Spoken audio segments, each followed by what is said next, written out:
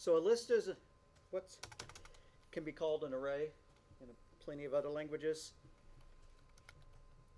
You define a list with square braces. That defines an empty list. This defines a list with some values in it.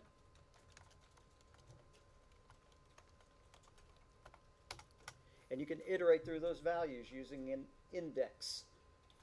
So if I wanted to print out the first one, print b subscript 0, because Python, like a great many other languages, uses zero-based indexing, meaning you start counting at 0 rather than 1. So that's the first element, 0.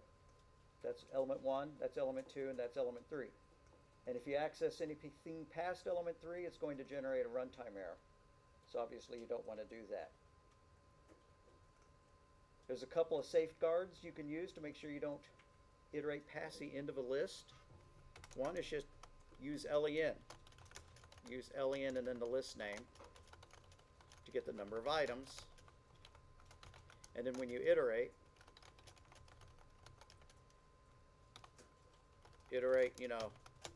while the list is less than the length of L. Just make sure it never gets to L, because what's the length of this list? It's 4. So what are your elements you can access? 0, 1, 2, and 3. So if you're going to write a while loop that goes, keeps processing until it hits the end of the list, you just want to make sure that your iteration variable, your counter, once it matches the length of the list, it bails out of the loop. Python quirks is if you use a negative index, it counts backwards. So here is list item -1. That's list item -2. That's list item -3, and that's list item -4. And again, if you go past the list, it's bad news. Like if you do -5, again, it'll generate a runtime error and the program will halt unless you have try except, surrounding it. So, I never start at the end of the list and process all the way back. So I'm not going to spend too much time knowing, but it's nice to have something that'll take you to the end of the list.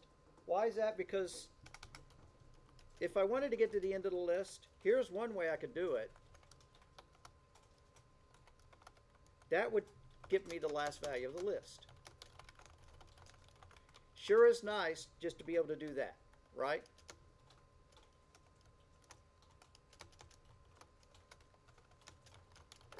So both are simultaneously true? Both of these work. Both of these work. Yeah, they mean the same thing. Yeah, yeah, they're identical. And so just similarly, if you want the second to the last item of the list, you could do that, or you could do that.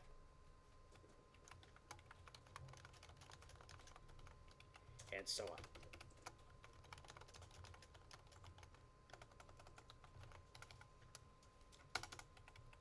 I want to do a quick reminder of slicing. If you have a list, you can take sub-lists out of it, just like you can grab substrings. Seems like we didn't spend enough time on string functions, but if you have a string, you might only want part of it, right? If you have a first name, space, last name, sometimes you only want the first name. Sometimes you want the last name. There are ways of breaking a string up into a list so that you can access each piece of data separately, and that's probably a good way of doing your list processing, if you can, of your string processing. Anyways, so slicing. Say we have a list that looks like this, right here, and we want only the first 2 items. Well, C is equal to B, starting at element 0 and going up to but not including 2. Why did I say up to but not including 2? That's element 0, that's element 1. So this gets me 2 items.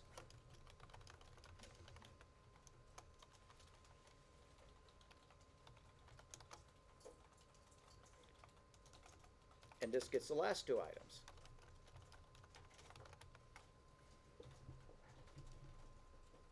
I shouldn't say the last 2. This gets me the second And third. Yeah, items 3 and 4. Yeah. Yeah. It'd be the third and fourth.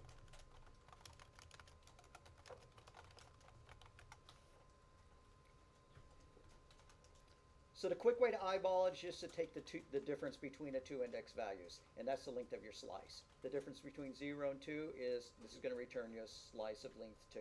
So is this. That's going to be a slice of length 2, starting at element 2.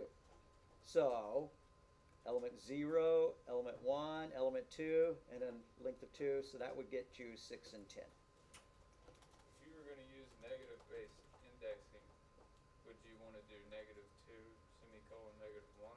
And it kind of breaks my brain. But yeah, you could do that. Let's see if it works. So, B is equal to, 5, 4, 3, 2, 1. And then C is equal to -2, colon, -1.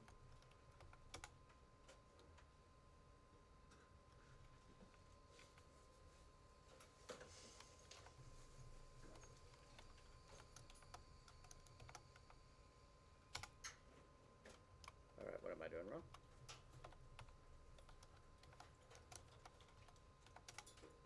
Okay, now what am I doing wrong? My slicing is not working at all. Oh, because I'm forgetting to specify the list variable. Derp, okay. C is equal to B, starting at -2 and going out to -1. Now to me, that's going to get just one item, because the difference between these two, the delta, is just 1. So if I print out C, it's just that item, right? Yeah. If you want to go to the end, you can leave off the second number. C is equal to B, starting at element -2, going 2 back, and then going all the way to the end. Just leave off the value after the colon.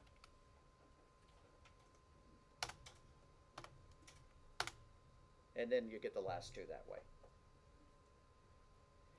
And that's true whether you're using negative or positive indexing. If you leave off the number before the colon, it starts off at element 0. If you leave off the number after the colon, it goes out to the length of the list.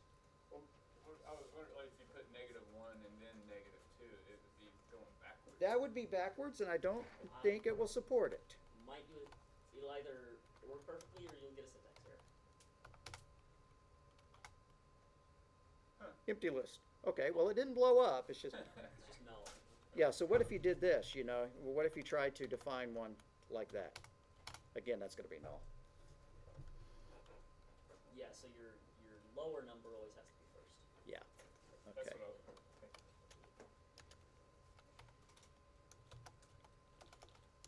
So,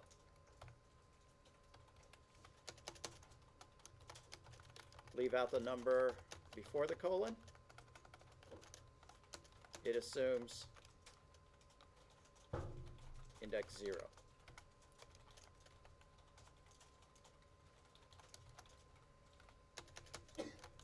Leave out the number after the colon. It assumes the end of the list, which is len of the list.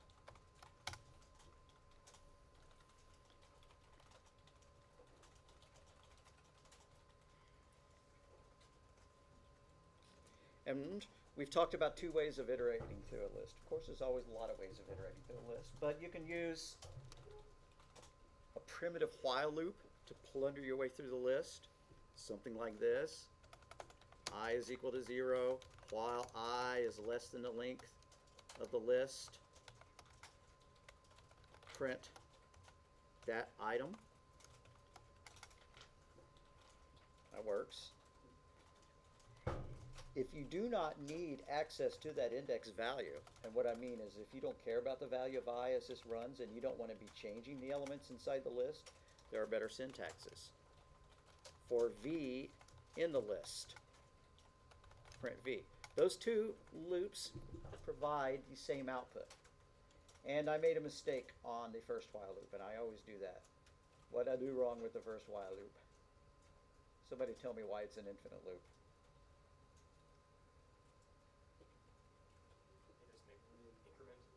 It doesn't increment I. I never increment I, so I will always be the same, so it'll just keep running over and over. Oh, right, you can't do plus plus. I wish. All right. So these two loops do the same thing. I'd rather do that the vast majority of the time, unless I need the I counter for some reason. Like if I want to print out a little table and I want to say, you know, element 1, element 2, element 3, element 4, something like that.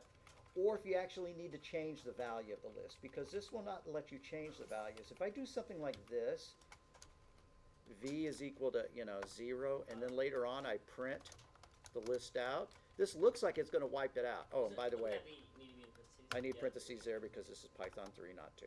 There we go. Sorry about that.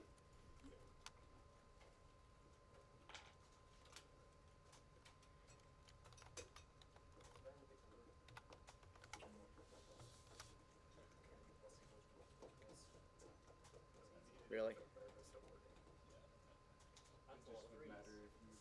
You put equals plus instead of plus equals. Yeah, that's dumb. Thank you. That line should be plus equals. Fat fingered that one. Plus equals.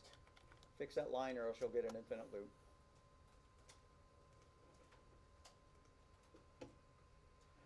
All right, so I would have thought, if I didn't know better, that this was going to wipe the loop out. Excuse me, wipe the list out.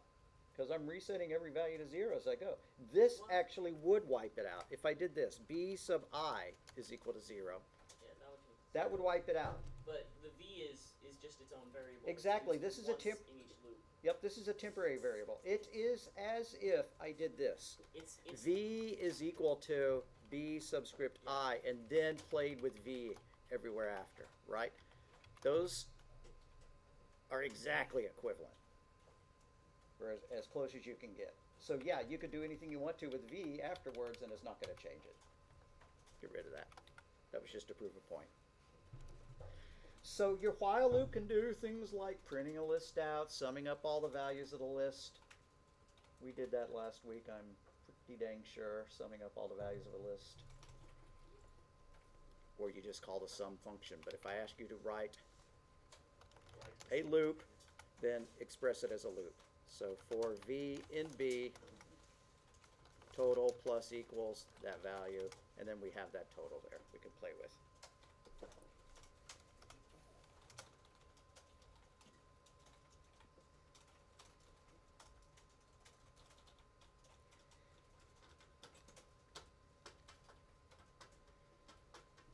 So what if you have a string and you wanted to convert it to a list? Fortunately, that's not too hard. Like if you have a name.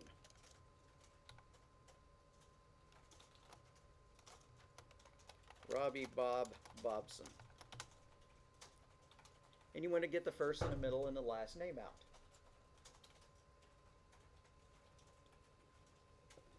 Alrighty. List is equal to name dot split based on the spaces. And by default it does it on spaces anyways, but I like specifying what the delimiter is going to be. The delimiter is the values that separates a string into its component pieces of data. Common delimiters are, you know, like semicolons or commas or tabs. Spaces. Yeah, spaces. Quite often you'll see files exported as tab delimited documents so that you can then import them into Excel. That might be fun to play with as soon as we get over into Chapter 7 when we start doing file I/O. We'll create a file and then we'll open it up in Excel. But for now, I'm just going to print out the list to prove that it really is a list, right? I'm not going to do anything with it. But once I did this, once I've done it, then L subscript 0 is Robbie, L subscript 1 is Bob, and L subscript 2 is Bobson. So this line here parses, splits the string into a list. It doesn't do any conversion. If the string is numbers, they're not magically converted to ints or floats as soon as this is done. You'd have to do that yourself afterwards. And what do I mean by that? If you had a value that looked like this, string is equal to 1, 2, 3, 4, 5, 6, and then you split that, print s.split based on spaces. It's just, these are going to be strings and not values. So you won't be able to do math on them. You can't do math on them, right. have to convert them yourself. Pretty much anytime you read from a file, unless it's a binary file of some kind, or you get input from a data from a user, or they pull it out of a user interface, it's going to always be strings. So I printed out the string after it was split, and we can see that they're in quotes, so we can't do math on them until they've been converted. Aren't strings lists anyway? They're real close to lists. Kinda. The big difference between a string and a list is that a string is immutable, meaning you can't change the values in between. If I'm happy to, I could change this first name to something else. Well, I've been using the B list over and over, right? So B's subscript 0 is equal to 999. If I printed that out, great, it'll work. The first item is now 999. But if I try to change the first letter of that guy's name, name subscript 0 is equal to, I don't know what his name is. His name is Wabi. Alrighty, so we're going to put a capital W there. Spoiler alert, that's not going to compile. You get a run back here. Yeah, so it's immutable. If you wanted to change it, you could. You would have to do something like this. Name is equal to W plus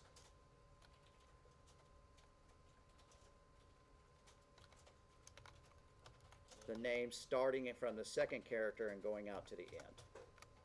And you can see that that gets annoying, Zero, right? Is it going to go to the end, or is it going to? I'm so sorry. I should not have put 0 there. I should have left it blank. Thank you for catching that. Alrighty. So now if I printed it out, it should say Wabi.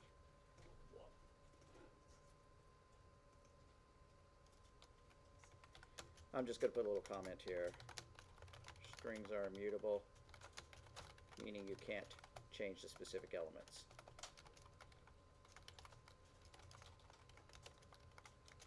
Can't change them via index values.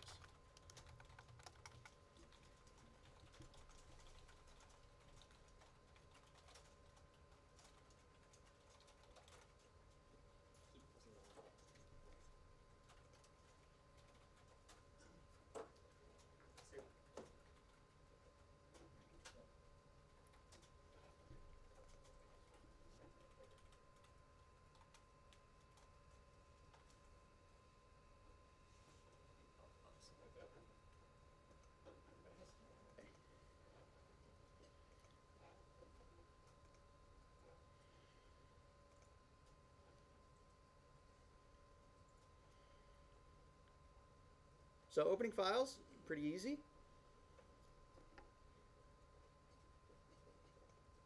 What if you want to open it for reading rather than writing? Well, you pin the mode upon which you want to open it. You can put a comma R, although the comma R is default, so you don't have to put the comma R in order to get it to open for reading. Here's our little example in Trinket. They have a file called inboxshort.txt, which has got a whole bunch of header information in it. And back in the old days, you cared about headers. You know. Nowadays, most of your mail programs don't even show them. So if we go and look at the program, what's it going to do? It's going to open that file, and it's just going to count every line in it. Kind of a big whoop. But here we go. Open file name. And since no second parameter was declared, since no second argument was declared, it's going to assume it's opening it for reading. So if I run this, it ought to print out the number of lines in it. Okay, there were 1,900 lines of email message. That's a lot of lines. I don't know if there's more than one email message in here or not. You know, yeah, it looks that way. It looks like there's like 100 of them. Yeah, okay. So that's the general syntax. You use an open, and then you loop processing it. The way you loop on it, this is a pretty nice little syntax for every line in the file, just like we were processing our list, remember? You know, where we did for value in list, now we're doing for line in file handle. That's a really nice, easy way of processing a file as input. So let's play with that. Go back to idle, and in the same directory where you have your March 13 file, let's do a new file. And I'm just going to call it m13.txt, right? So I'm going to do a save as. Call it m13. Sounds like a gang name. I'm m13. All right, anyways. m13.txt. I'm going to change the file type to text just to make sure it doesn't append a .py on it. Yeah. It's close. Oh. There we go. So now I have a file. I'm just going to stick some numbers in here. Doesn't matter what they are. Now when we write our program that's going to read the file, I like to make it where it will ignore every file that starts with that, just so that I could put comments in my file. Because otherwise we're going to be going through here and we're going to be converting all of our input into integers or floats so that we can do some addition or whatever we're doing with it. And we wouldn't be able to put any strings in there if we don't have any specialized kind of handling for that. It's a lot easier to make files in Python. Yeah.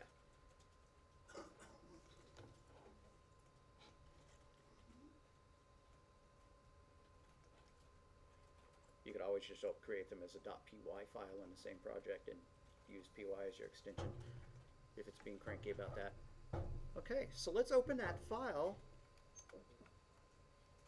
File name is equal to m13.txt.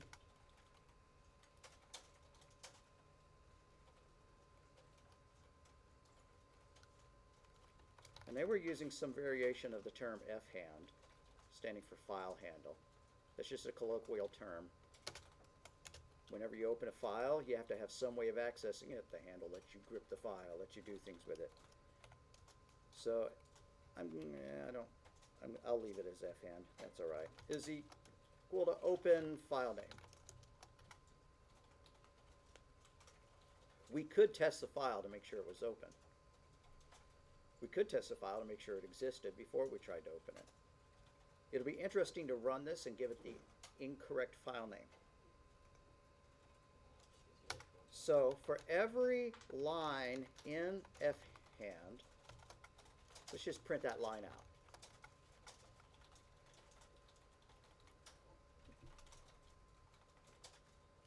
And then let's close the file. Why do you close the file? So that the file handle isn't left open so that the operating system has a lock on the file, because you might want to copy that directory, and move it from one place to another, and if your program's left the file open, you can't do anything else with it. So I'm going to fclose, except it's not fclose in this language, isn't it? Just close. I believe that to be the case. They don't even mention that here. Fhand dot close works. Is that how you do it? That I just ran it and it worked. So. Well, it didn't So- give me an error at least. Yeah, that would be right. Fhand dot close. So we open the file. I'm going to add a comment here. Open for reading. We process it line by line.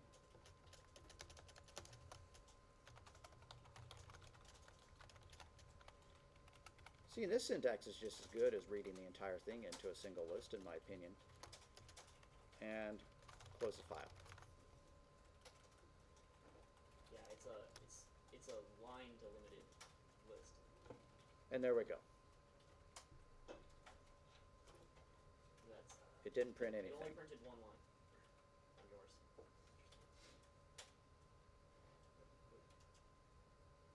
What I do wrong?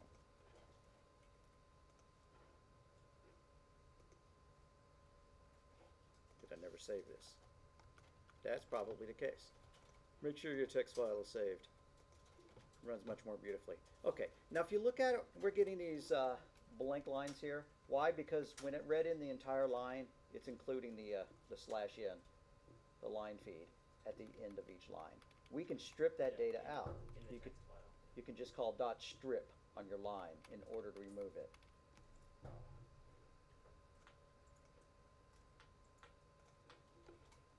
So before I print it out, I'm just going to strip it. Line is equal to line dot strip. Now if you do that, it strips both sides of it. It'll also remove leading tabs as well as, trailing spaces. But quite often that's not a bad thing at all. Wait, can you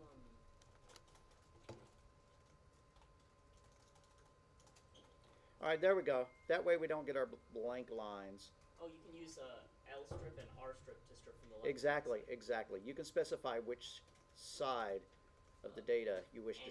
If you want to remove leading spaces, you use L strip. If you want to remove trailing spaces and line feeds, you use R strip. If you don't care, you want to get them both, you just use strip. And can you strip specific characters off? You can use dot remove for that. Okay. Or- It's just, or is it when I was replace? typing in strip, PyCharm showed the other commands, and the parameters for strip are self and cars. So like characters. That's what I thought it was. Oh, really? I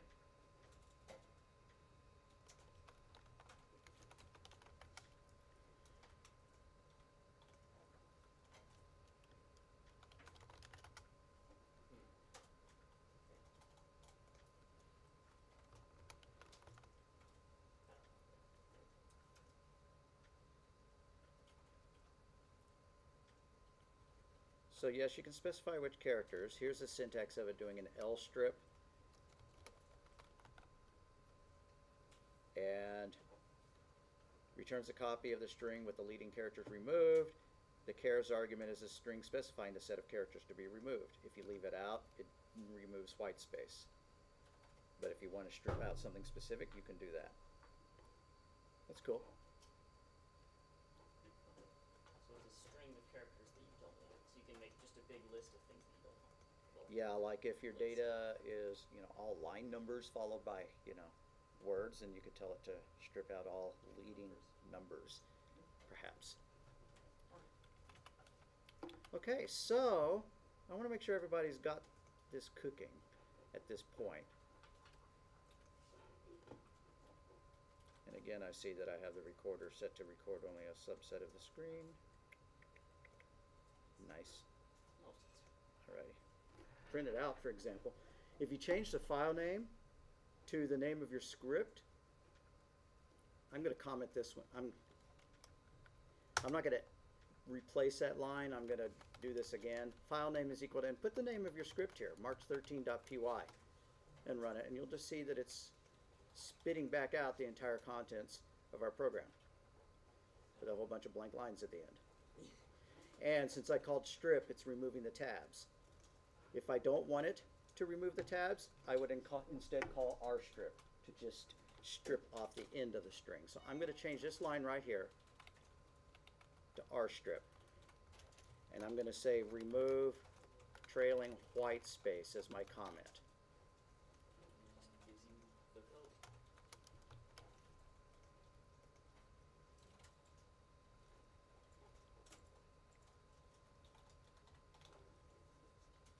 So there are various things you can do. I don't think we played with the strings enough. For example, say we wanted to count how many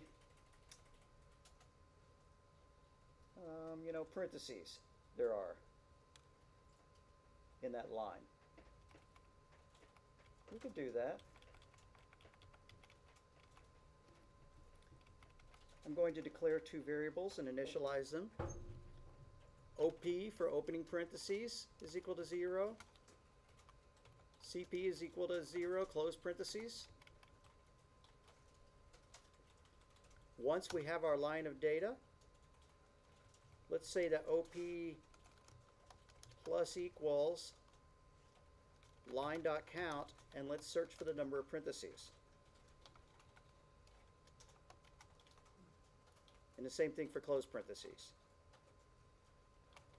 CP plus equals line.count, and get the number of close parentheses. So I just added that line, that line, that line, and that line.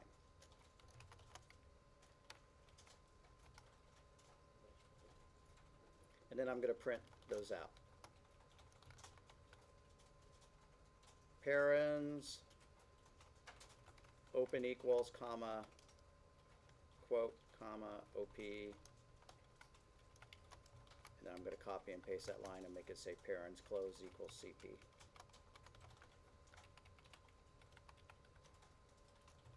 So those are two more new lines.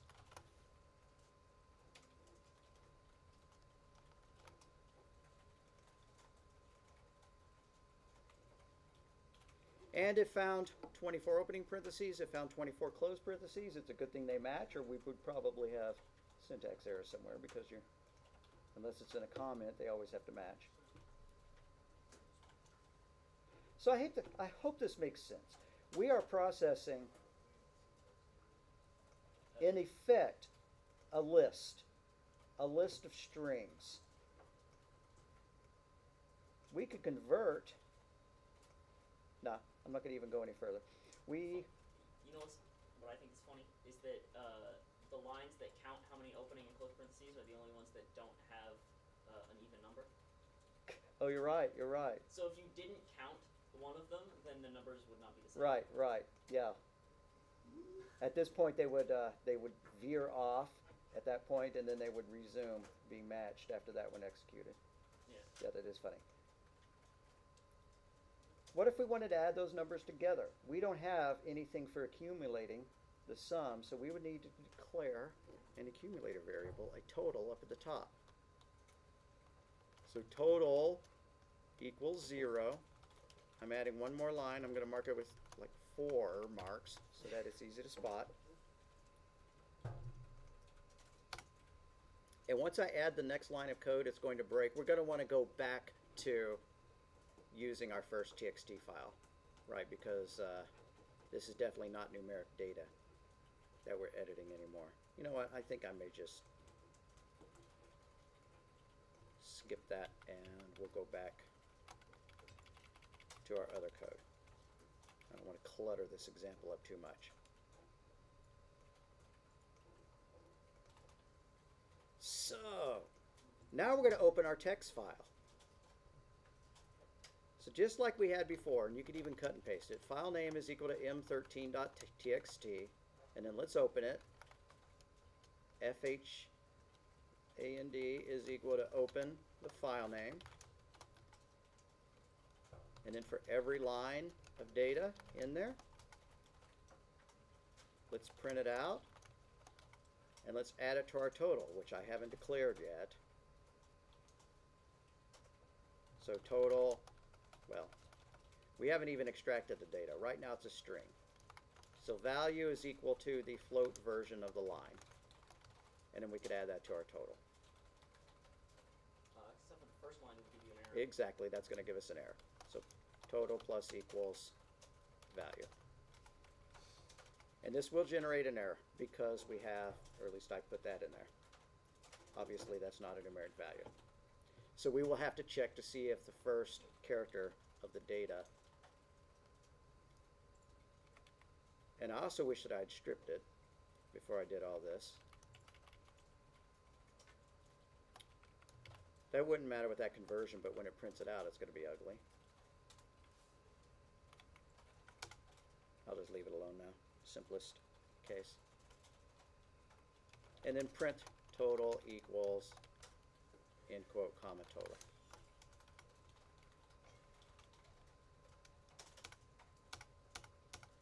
Then close the file. fhan.close.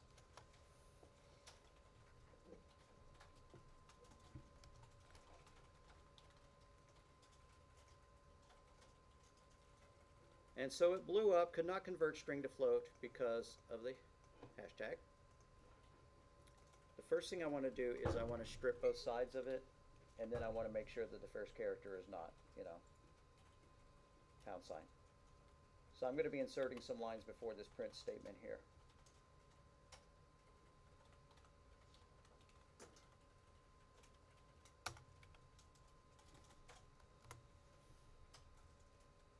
First thing I want to do is strip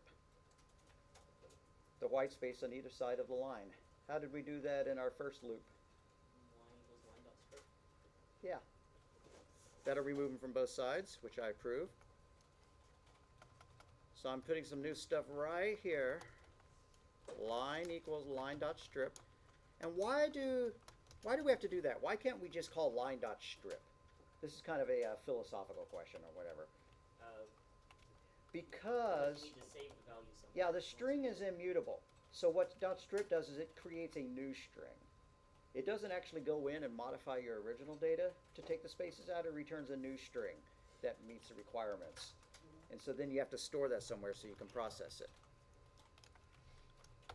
So that's one new piece of data there, one new line of code. The next one is going to be an if statement.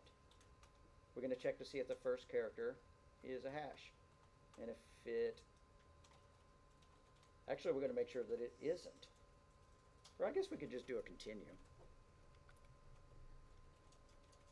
Where should we do that? Should we do that before or after we print it? Do we want to print our comments out or not? Let's do it before even. If line subscript 0, it's a equal quote hashtag, then we do these three things.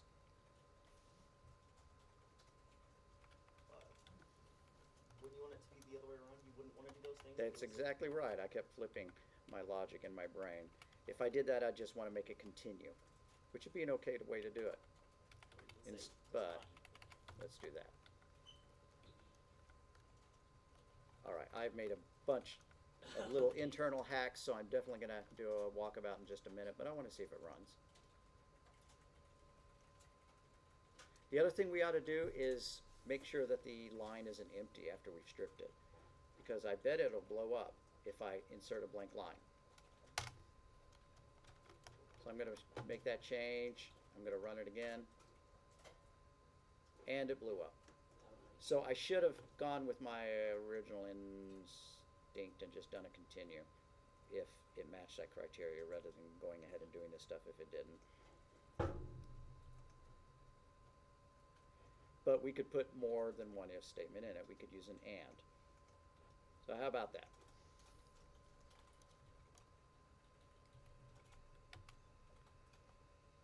I'm going to modify the if statement to say if the length of the line is greater than 0 and.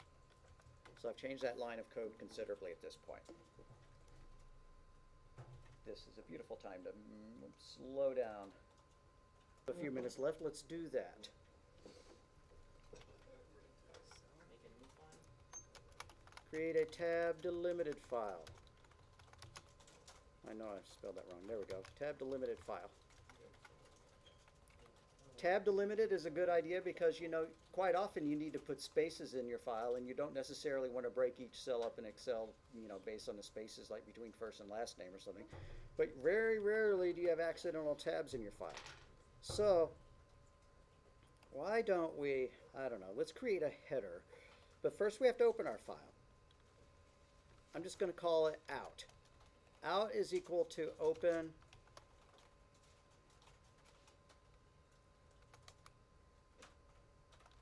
export.txt, but we have to open it for writing. So export.txt, end quote, comma, open quote, W. That means open for writing.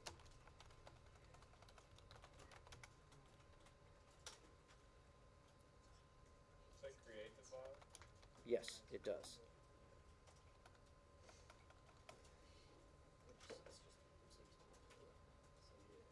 Can you be more descriptive with the path? Yeah, you can fully delimit it if you want, or you can use .. // to move up the file system or whatever.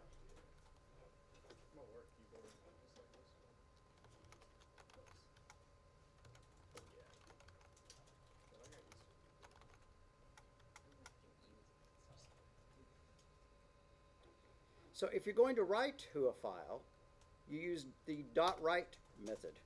So out.write, this is a cool file. And then out.write jan \t feb \t March,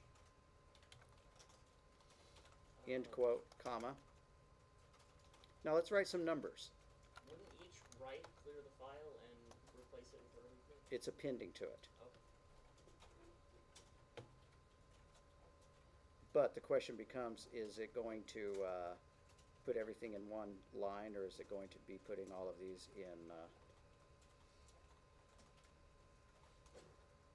yeah, it's going to be leaving out the end of line marker, so this is not going to be a good first effort.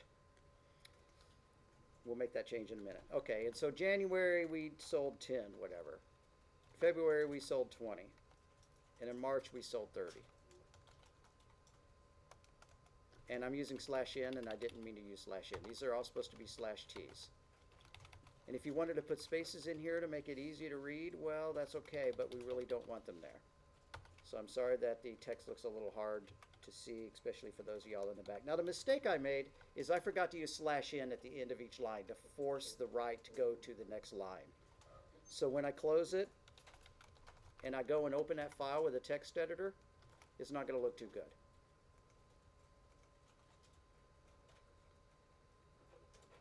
Now that I've done that, I'm going to do File Open. I want to open a TXT file in my current directory, export.txt. If I open it, okay, admirable first effort, but it's not what we wanted, right? Because I wanted it to say, you know, Jan, Feb, March, and so on. So I just have to add some /n's to the end of my print statements.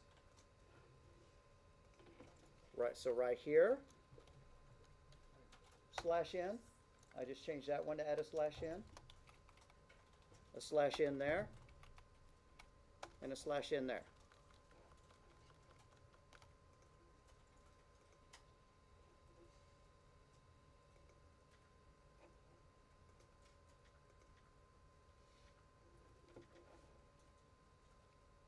So now I'm going to do a file open and see if my export.txt file is there. I wish it was defaulting to the correct directory, but oh well. Oh, maybe it is. Anyways, and then look for import.txt. I open it up. That looks a lot better. I could open that with Excel. I'm going to go ahead and demonstrate that, even if you haven't gotten that to work. You're just about out of time, so I want to demonstrate this. I'm going to open Excel. Open something on this PC, my documents. Yeah.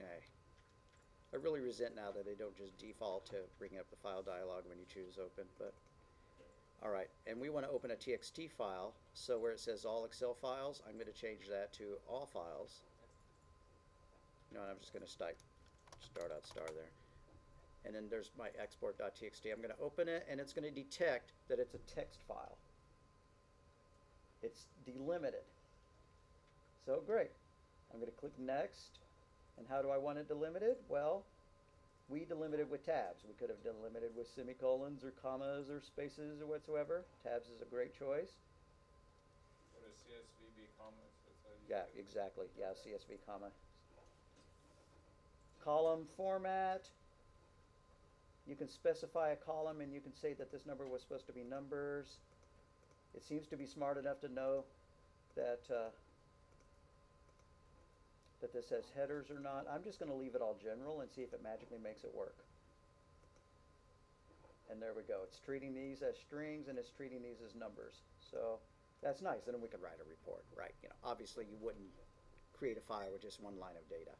But we have exported some data into a file which we were then able to import into Excel. It's quite a common operation to create a file and then read it in with another program, right? Chain your programs. You're going to generate a report. Something else is going to read that report. All right, let's make a Dropbox for this. So we'll be done for the day.